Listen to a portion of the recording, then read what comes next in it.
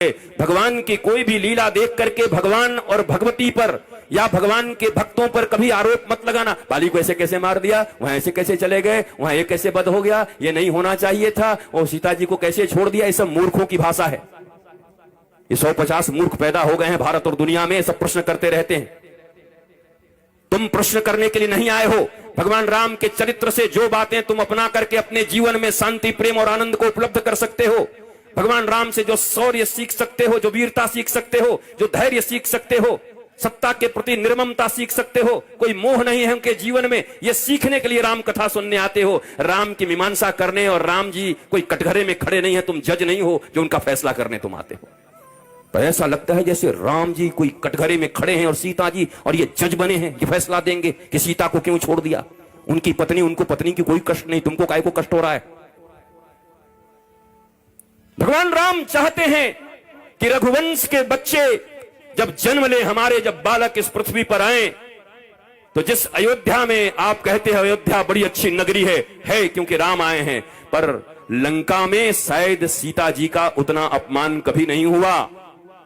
जब सीता जी अयोध्या में आ गई तो केवल एक की बात नहीं है कि एक ने ऐसा कहा। अयोध्या के घर घर में ये कानाफूसी हो रही थी। जब कोई पति पत्नी में लड़ाई होती ना, तब कहते हम राम हैं क्या, कितने दिन के बाद आएगी, हम रख लेंगे, अभी हम बता देंगे। भगवान ने देखा कि राजा से जनता प्रसन्न नहीं है। राजा के ऊपर कई आक्षेप उठाए जाते हैं, ये महारानी है सीता, जनता प्रसन्न नहीं है। भगवान राम तो ऐसे प्रेमी हैं कि आज तक ऐसा कोई प्रेमी बना नहीं। जिन ताजमहल को तुम प्रेम का निशानी मानते हो, और कहीं से खड़े होकर के 32 रुपए में एक ताजमहल ऐसे खड़ेर करके आई लव यू आंखें दे दी, ताजमहल, वो ताजमहल जिसको बनाने वाले मजदूरों के हाथ काट दिए गए, जिन्होंने बनाए उनके हाथ काट दिए उसने। वो ताजमहल जिसके बनने के बाद, जिसके लिए बनवाया, उसकी मृत्यु हुई तो उसके बाद भी 10 शादियां कर ली उसने। ये कैसा प्यार है, ये कौन सा प्रेम था। ताजमहल कभी प्रेम की निशानी नहीं हो सकती। अगर इस पूरे दुनिया में प्रेम की कोई निशानी है तो एक ही निशानी है, पैदल निकले हुए भगवान श्री राम। न कोई सेना है, न कोई साथ है, बानर और भालुओं का साथ लेकर के। अरे छोटी मोटी नदी पर पुल बनाने में भी झारखंड की सरकारों को 10 साल लग जाते हैं, लेकिन समुद्र के ऊपर पुल बांध दिया भगवान राम ने बानर और भालुओं के साथ अपनी पत्नी के प्रेम में। अगर कभी प्रेम की कोई निशानी हो सकती है तो राम सेतु हो सकती है। राम सेतु देना प्रेम अगर कभी हो तो छोटा सा राम सेतु लेना, बोला ये लो, कभी संकट में फंस जाओगी तो समुद्र में पुल बना के भी आ जाऊंगा। भगवान राम का यह सेतु लो, ये याद करवाना। ये ताजमहल कब से प्रेम की निशानी हो गई। ये गुलामों की भाषा भारत ने सीख ली है। ये रोमिला थापर के इतिहास, ये लिखे हुए इन लोगों के इतिहास, जिन लोगों ने ऐसे इतिहास लिखे हैं कि तुम्हारे वीरों, तुम्हारे सपूतों, तुम्हारे धार्मिक लोगों का कहीं कोई आख्यान नहीं है। आख्यान पता नहीं 1526 में कौन आया, उसका बेटा कौन था, उसका बेटा कौन था, उसका बेटा कौन था। भाड़ में जाओ, उसका बेटा कौन था, हमें क्या मतलब किसका बेटा कौन था।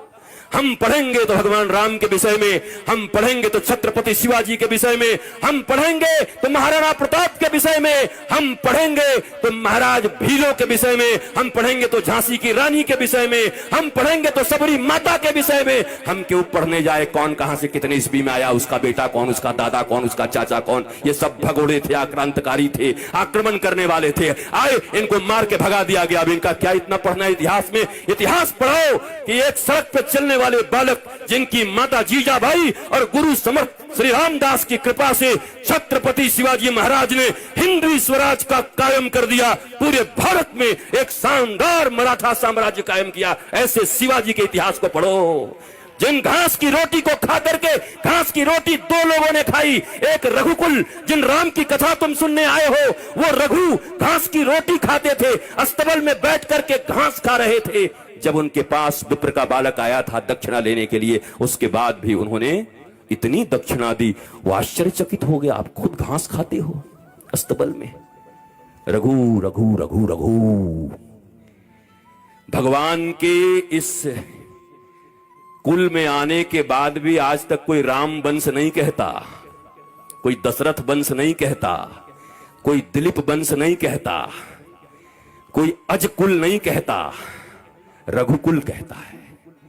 जहां स्वयं भगवान आए हो वहां भी राम कुल नहीं कहा जा रहा। जरा सोचो, भगवान उस कुल में आए हैं। अरे भगवान के चरित्र का क्या वर्णन करें? अगर भगवान के पूर्वजों के चरित्र का वर्णन हो तो शायद भारतवर्ष में हजारों वर्ष में राम जी के पूर्वजों के चरित्र का वर्णन भी संभव नहीं है। राम तो स्वयं भगवान है, उनके चरित्र का वर्णन क्या कर सकते? दिलीप का करोगे? भगीरथ का कर पाओगे? ये कैसे कैसे? राजा शिवी कौन से लोग हैं? हरिश्चंद्र एक साधारण, हरिश्चंद्र के जीवन में क्या है देखो। हरिश्चंद्र जी कौन है? एक साधारण राजा है, कौन नाम लेता? अगर उनके जीवन में उनके गुरु ने उनसे दक्षिणा न मांगी होती, जिस समय मांगा था उस समय, तो अगर आज ऐसी कोई दक्षिणा मांग ले तो लोग कहेंगे गुरु है कि कसाई है। और अभी सब कह रहे हैं सत्यवादी हरिश्चंद्र, इतिहास बड़ी गाते हो, पर वर्तमान में करने में आए तो पीछे हट जाते हो। वो हरिश्चंद्र जिन्होंने सपने में गुरु को दान दिया और गुरु ने कहा कि दक्षिणा कौन देगा? बोला महाराज सब तो आपको दे दिया। बोला अभी पत्नी तो है, अगर आज मैं किसी को कह दूं कि हमको दक्षिणा चाहिए, बोले बाबा पैसा नहीं है, बोला पत्नी बेच दे, तो हमको लग रहा है कि पुलिस लगवा करके पहले भेजे में मरवाएगा 5 गोली। बोला पत्नी बेच दूं तेरे कारण? और वो भी कहेंगे हम सत्यवादी हरिश्चंद्र के वंशज हैं। खाक वंशज हो? किस बात के लिए? मेरे गुरुदेव सदा कहा करते, मौखिक ज्ञान नहीं व्यवहार, ऐसी शिक्षा को धिक्कार। मौखिक ज्ञान तो बहुत है भारत के पास, पर अमल नहीं करते, अपनाते नहीं। ऐसी शिक्षा 2 कौड़ी की शिक्षा है। इस शिक्षा का क्या मतलब है? हम इतना ही जाने पर अपने जीवन में अपनाएं।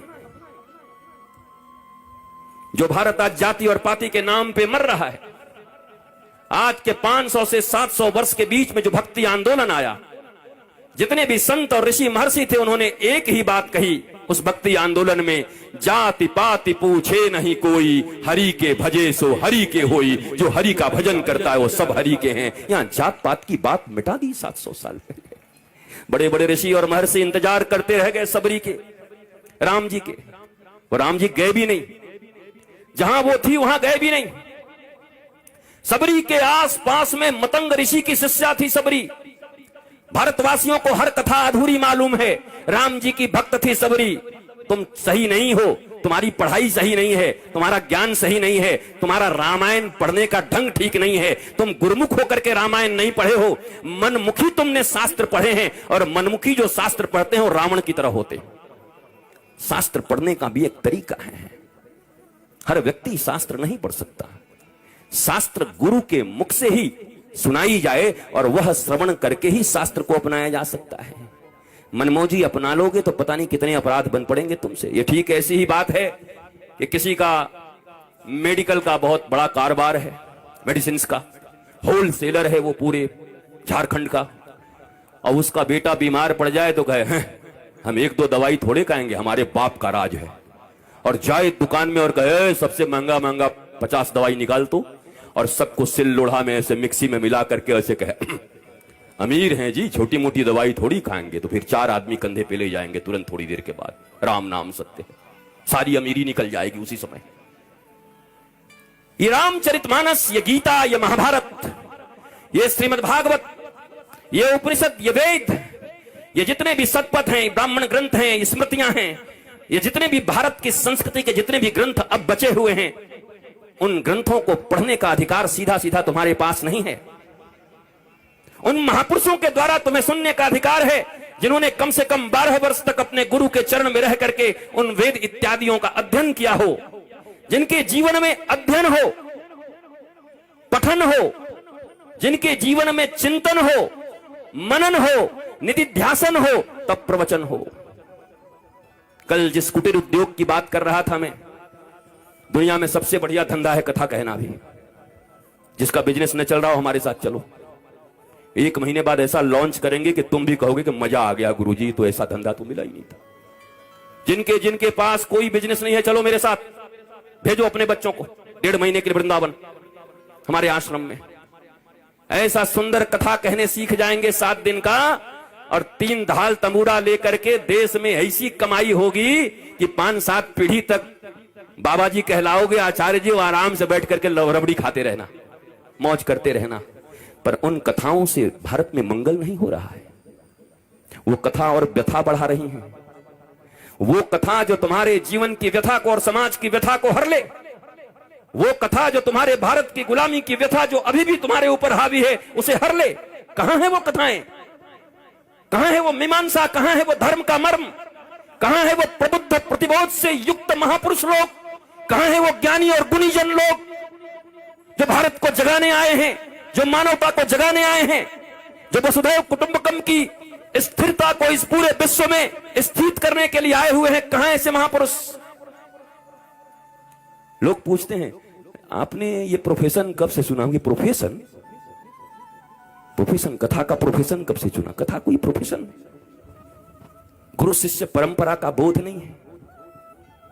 वर्षों तक गुरु पढ़ाते थे और जाते समय शिष्य एक लौकी दे के चला जाता था। 12 वर्ष तक पढ़ते थे और इतने बड़ी एक लौकी दे करके गुरुजी को, गुरुजी बड़े प्रसन्न, जाओ जाओ जाओ आनंदित रहो। 12 वर्ष की ये फीस होती थी गुरु के पास। भगवान राम भी पृथ्वी पर आए तो तुम्हारे बच्चों की तरह ट्यूशन नहीं लगवाए गए। तुम्हारे पास तो 2 पैसे हो जाएं तो टीचर को घर पे बुलवा करके नौकरों की तरह व्यवहार करते हो। हालांकि वो टीचर कभी गुरु नहीं हो सकते। गुरु और टीचर में बड़ा अंतर है। ध्यान से सुनो भारतवासियों। द्रोणाचार्य टीचर थे इसलिए मारे गए, गुरु नहीं थे। राज सत्ता से जुड़े हुए थे, धर्म के प्रति आस्था नहीं थी। उन्होंने कहा कि चूंकि मैं हस्तिनापुर की गद्दी से जुड़ा हुआ हूं, इसलिए हस्तिनापुर की गद्दी पर जो बैठेगा उसका सहयोग करना मेरा धर्म है। ये कैसा धर्म है? ये कौन सा धर्म है? कृष्ण एक तरफ खड़े हैं, अन्याय एक तरफ खड़ा है, और आप सिर्फ इसलिए अन्याय दुर्योधन और अंधे धृतराष्ट्र के साथ खड़े हो गए क्योंकि वहां से आपकी सैलरी बन के आती है, इसलिए आप धर्म और भगवान के विरुद्ध भी खड़े हो गए। उसके बाद भी कहते हैं हम गुरु हैं। ये कैसी गुरुता है? इसलिए द्रोणाचार्य को भगवान ने कहा युधिष्ठिर को कि जाके झूठ बोल और मरवाओ उसको। युधिष्ठिर ने कहा और कोई नहीं मिला था, हम सत्यवादी, हम ही झूठ बोले, दूसरे से बुलवाओ महाराज। बोला नहीं, हम ऐसे ऐसे से बुलवाते। तेरे कोई बड़ा अहंकार हो गया, मैं धर्मराज हूं, सत्यवादी हूं, तू ही बोल जाकर के। धर्म की सही परिभाषा तुझे सिखाऊंगा, नहीं तो केवल बातों का धर्म हो जाएगा कि सच बोलना है। तुम सच बोलो, झूठ बोलो, लाल को नीला बोलो, नीला को पीला बोलो, कोई फर्क नहीं पड़ता। तुम्हारे बोलने से बस धर्म की स्थापना होनी चाहिए। जिस बात से और जिस कर्म से धर्म की स्थापना हो वही सत्य है, बाकी सब मिथ्या है, बाकी सब झूठ है। इसलिए श्री कृष्ण ने डंके की चोट पर कहा जाओ जाकर के बोलो अश्वत्थामा हतो। मारा गया तेरा बेटा, और जैसे ही वो झुकेगा उसको भी टपका देना फिर। और टपका दिया द्रोणाचार्य को, मार दिया द्रोणाचार्य को। भारतीयों को यह समझना चाहिए, भारतवर्ष के विद्वान, भारतवर्ष के विद्यार्थी, मेरे प्यारे बच्चों, तुम्हारे मन में कभी यह भावना क्यों नहीं आती कि आखिर एक तरफ भगवान और एक तरफ गुरु क्यों खड़े हैं? क्यों भगवान गुरु के विरुद्ध खड़े हैं? क्यों द्रोणाचार्य का वध करवा दिया भगवान ने?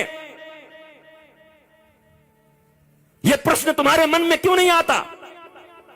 और इन प्रश्नों के उत्तर कथाओं के माध्यम से क्यों नहीं दिए जाते? भारतीय धर्म का विश्लेषण और विवेचना सत्य के आधार पर क्यों नहीं हो रहा? ये कोई कथाएं नहीं है 7 दिन की कि 7 दिन तक कथा सुने, शंख बजाए, चूरन खाया, केला खाया और निकल गए जय जयकार करते हुए। न सत्य है न नारायण है जिंदगी में, पर सत्यनारायण की कथा चल रही है। न जीवन में कभी सत्य अपनाया, न नारायण से मिलने की कोई अभिलाषा है, न अभिप्सा है। उसके बाद भी सत्यनारायण की कथा सुन ली और कहते हैं हमने धार्मिक काम कर दिया। कहां है सत्य तुम्हारे जीवन में? कहां नारायण तुम्हारे जीवन में? नारायण को पाने के लिए क्या अभिलाषा है तुम्हारे जीवन में? नारायण को पाने के लिए मीरा की तरह तुम्हारे भीतर यह कहने का साहस नहीं है कि मेरे तो गिरधर गोपाल और दूसरों न कोई। कब कहा तुमने? नहीं कह पाते तुम क्या सोचते हो हनुमान जी को और भगवान जी को ठगा जा सकता है? दुनिया में एक से एक लोग हैं। हनुमान जी के मंदिर में जाकर के कहते हैं हे बजरंगबली, बस ये 10 करोड़ का ठेका है, ये हो जाए तो 1.25 किलो लड्डू चढ़ाऊंगा। हनुमान जी कहते हैं 1.25 किलो? 1.25 किलो की कीमत कितनी? हनुमान जी का नाम क्या है? ज्ञानी नाम अग्रगण्यम सकल गुण निधानम। ज्ञानियों में अग्रगण्य, IQ जिनका इतना तेज है, आज तक दुनिया में इतना कोई ज्ञानी नहीं हुआ। और तुम्हारे जैसे बुद्धू जाकर के हनुमान जी को बुद्धू बना रहे हैं। तुम जाकर के हनुमान जी के सामने खड़ा होकर के कह रहे हो कि 10 करोड़ का ठेका दिलवा दो। तो तुम्हें 11 किलो लड्डू चढ़ा देंगे। हनुमान जी ने कैलकुलेटर के बिना ही जोड़ लिया, 11 किलो लड्डू 1000 रुपए भी मिलेगा तो 11,000, और इसको चाहिए 10 करोड़, और वो भी उधार। कह रहा हो जाएगा तब चढ़ाएंगे। सरकारी ऑफिसों में जाकर के तुम्हारे जूते और चप्पल घिस जा रहे हैं। बड़े बाबुओं और छोटे बाबुओं को पैसे दे करके एडवांस घूस देने के बाद भी काम नहीं हो रहा, और हनुमान जी के मंदिर में जाकर के कह रहे हैं कि तुम ये काम कर दो 5 करोड़ का, तब तुमको 11 किलो लड्डू चढ़ाएंगे। कहां गई भारतवासियों तुम्हारी बुद्धि, तुम्हारी प्रज्ञा? कहां है तुम्हारे में दिमाग? कहां है तुम्हारे बुद्धि? कहां है तुम्हारे विवेक? कहां है तुम्हारी विपश्यना? कौन से ज्ञानी हो तुम? कहां से ज्ञान हरण किया है तुमने? कौन गुरु ने पढ़ाया है तुमको? यह प्रश्न है तुम्हारे ऊपर। हो सकता है तुम एकेडमिक क्वालिफिकेशन में बड़े ऊंचे हो, आईएएस हो, आईपीएस हो सकता है तुम डॉक्टर हो, इंजीनियर हो। यही से तुम्हारे झारखंड है और बिहार में बक्सर में एक डीएम थे, उन डीएम का नाम था पांडे जी। पूरे जिले के तनाव नियंत्रण का जिम्मा उनके ऊपर था। परिवार में एक छोटी सी लड़ाई हो गई, उसको हैंडल न कर पाए, तनाव हो गया और गाजियाबाद में जाकर के ट्रेन के नीचे आत्महत्या कर लिया उन्होंने। आईएएस, इंडियन एडमिनिस्ट्रेटिव सर्विस, भारतीय प्रशासनिक सेवा। आज के दुनिया में किसी का बच्चा अगर आईएएस बन जाए तो छाती चौड़ी करके चलता है। आईएएस बन गए, घर में छोटा सा युद्ध हुआ, छोटी सी बात, हैंडल नहीं कर पाए तनाव को, क्योंकि जीविका की विद्या दी होगी घर वालों ने, पर जीवन का विद्या नहीं दिया होगा। ध्यान से सुनो बेरमो और फूसरो वासियों, ध्यान से सुनो मेरे झारखंड के बच्चों, मेरी प्यारी माताओं। इस दुनिया में शिक्षा 2 प्रकार की होती है। एक जीविका की विद्या होती है, जब अपने बच्चे का नाम लिखवाने किसी स्कूल में जाना, चूंकि अभी भारतवर्ष में सनातनी बोर्ड नहीं बना है, सनातन विश्वविद्यालय नहीं बना है, तुम्हारे पास कोई ऐसी चीज नहीं कि तुम अपने बच्चों को जाकर के सनातन विद्या का पढ़ाई दे सको। मैकोले की विद्या पढ़ने के लिए तुम बाध्य हो। 75 साल की आजादी के बाद भी तुम्हारे पास कोई अपनी विद्या, कोई अपनी संस्कृति नहीं है। अभी भी तुम अंग्रेजों की बनाई विद्या को पढ़ते हो। अभी भी तुम्हारे पुलिस एक्ट 1861 के हैं, जो अंग्रेजों ने भारतीयों के ऊपर आक्रमण करने के लिए और भारतीयों को दबाने के लिए बनाया था। तुम्हारे पास अपने नियम नहीं, तुम्हारे पास अपने कानून नहीं, तुम्हारे पास अपनी शिक्षा नहीं, कुछ भी नहीं है तुम्हारे पास अपना। अंग्रेजों के पिट्ठू हैं, सारी चीजें अंग्रेजों की बनाई हुई है। जब सनातन विद्यालय बन जाए, और जब तक नहीं बना है मेरी माताओं, जब अपने बच्चों का एडमिशन कराने जाना तो अपने बच्चे को कह देना कि बेटा ये जहां स्कूल है ना, जिस स्कूल में मैं तेरा एडमिशन करा रही हूं, यहां से तू पैसा कमाने सीख जाएगा, इससे ज्यादा कुछ नहीं सीखेगा, कमाने सीख जाएगा ज्यादा से ज्यादा। वैसे भी बेरोजगारी बढ़ गई है, पढ़ने के बाद भी रोजगार नहीं मिलेगा। लेकिन ज्यादा से ज्यादा क्या करोगे? हार्वर्ड से पढ़ करके आओ या बेरमो के सरकारी विद्यालय में पढ़ो। विद्या का, मैं इधर बैठे हुए जितने भी विद्वान लोग बैठे हुए हैं, एजुकेटेड लोग बैठे हुए हैं, लिटरेट बैठे हैं, उनसे पूछता हूं विद्या का उद्देश्य क्या है? एजुकेशन का उद्देश्य क्या है? किसके लिए अपने बच्चों को पढ़ाते हो? तुम खुद किस लिए पढ़े थे? किसके लिए? एम्प्लॉयमेंट के लिए, नथिंग एल्स। रोटी कपड़ा और मकान, 1 दुकान 2 दुकान 5 दुकान 7 दुकान, उसके बाद सीधा स्मशान। यही है तुम्हारी जिंदगी। रोटी कपड़ा और मकान, 70 साल की जिंदगी में 1 से 5 दुकान किए और फिर 4 कंधों पर स्मशान चले गए। इसी के लिए पृथ्वी पर आए थे। सारी जिंदगी टेंशन, सारा जिंदगी दुख, सारा जिंदगी डिप्रेशन, सारा जिंदगी हाय हाय, सारी जिंदगी कर्ज, सारे जिंदगी रिश्तेदारों को मनाते रहे, एक दूसरे से नीचा देखने और दिखाने का काम चलता रहा, और उसके बाद एक दिन तुम्हारी मृत्यु आ गई। हमने सुना था कि मनुष्य का जीवन सबसे सार्थक होता है। दुर्लभो मानुषो देहि देहिनाम क्षणभंगुरः तत्रापि दुर्लभम मन्ये वैकुंठ प्रिय दर्शनम। ये दुनिया में सबसे ज्यादा का, सबसे अधिक, सबसे ज्यादा प्रभावशाली मानवीय जीवन है। क्या ये जीवन है? क्या इस जीवन के लिए मनुष्य को श्रेष्ठ बोला गया? ये कौन सी श्रेष्ठता है तुम्हारी? तुम चैन से सो नहीं सकते, तुम चैन से बैठ नहीं सकते, तुम पड़ोसियों का उत्थान नहीं देख सकते, तुम दुख को हैंडल नहीं कर सकते। राम जी के जैसा सत्ता चला जाए, उसके बाद भी जब माता कौशल्या पूछती हैं, राम तुमने सब काम कर लिया ना, सारी पूजाएं कर ली ना, कल मेरे बेटे का राज्याभिषेक होने वाला है, कल तो युवराज बनेगा। तो धीरे से राम जी कहते हैं, माँ मेरे पिताजी इतने छोटे थोड़ी हैं। बोला क्या हुआ? मेरे पिताजी ने निर्णय किया है कि छोटे से राज्य अयोध्या का मुझे युवराज नहीं बनाएंगे। पिता दीन मोहि कानन राजू, उन्होंने मुझे बन का राजा बना दिया है, मुझे बन का विराट राजा बना दिया है। ये राम है। रातों रात सत्ता छिन गई, पर अपने पिता को कह रहे हैं, मेरे पिता ने मुझे बन का राजा बना दिया। माँ अयोध्या छोटी है, मैं बड़ा हूं ना। तो कहा तू इतना छोटा राज्य संभालेगा? तू वन का राज संभाल। जा लाखों ऋषि महर्षि तेरा इंतजार कर रहे हैं। कई सबरी तुम्हारे लिए बैठी हैं, कई सुतीक्षण बैठे हैं, कई सरभंग बैठे हैं, कई जटायु तुम्हारे लिए बैठे हैं, कहीं सुग्रीव बैठा है बाली से लात खाए। जाओ सबका उद्धार करो। और इसलिए राम को वनवास दे दिया।